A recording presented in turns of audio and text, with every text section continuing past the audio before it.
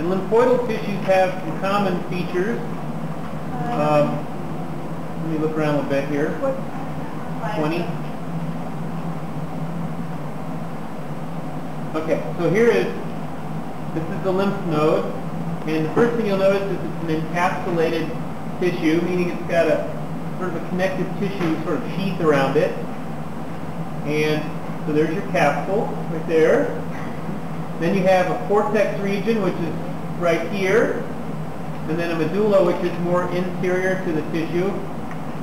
In the cortex, you'll find arrangements of cells.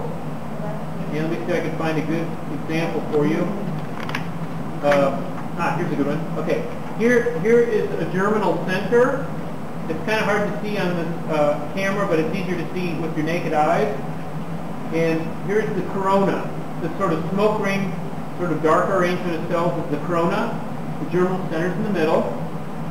And what you're doing here is basically the lymph node is, you can kind of think of it like a little filter almost. You'll have lymph flowing into it that is collected from around the cells of your body, and it drains by the lymphatic system to the lymph node and sort of percolates through the lymph node and then flows out again. But while it's doing that, if there are things in the lymph that were sort of swept along from between your cells and out, around different parts of your body, B and T cells and macrophages and other cells of your immune system will experience the antigens, the things that are foreign, that arrive with the lymph. And these germinal centers are little areas where you have actively dividing B and T cells that are basically responding to antigens that have been brought in by the lymph. Okay, so you'll see that lymphoidal tissue often will have these germinal centers and corona. So this would be, name organ would be lymph node, name type of tissue would be lymphoidal, and then you've got things like germinal centers, cortex, corona, medulla, capsule, those and parts. what's the germinal center? Can you show Okay, here's another germinal center right here, and the corona's around it. Oh, it's like the inner portion of it. Yeah, let me show you. This slide doesn't really have a really clear one that jumps out at you, real amazing, clear, Yeah. Your box probably would have better. Oh, here's a good one.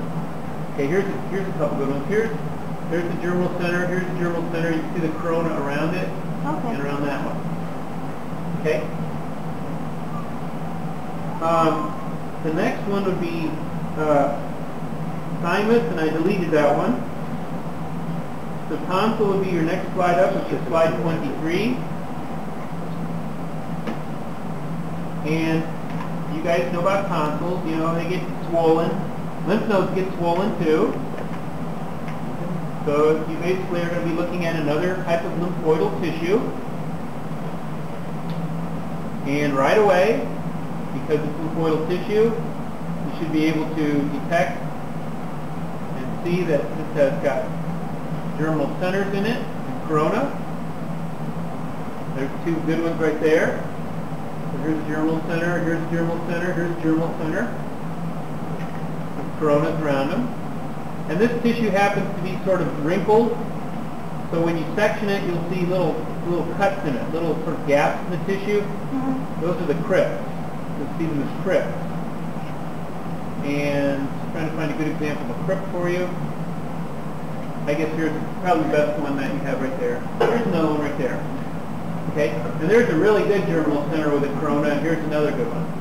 What would it be? You can tell the difference between like a tonsil and Yeah, you should be able to recognize the tonsil from this? Yeah. Okay. So the crypt is only in the tonsil? Yeah. And then it's just a space? Well, you see it as a space, but it's really an infolding of the tissue. Okay. Yeah, and I mention it because, it helps you to identify the organ. Okay, so you can see it's lymphoidal tissue. Same deal. Antigens would be experienced by B and T cells, and you have an immune response beginning in this tissue. Now,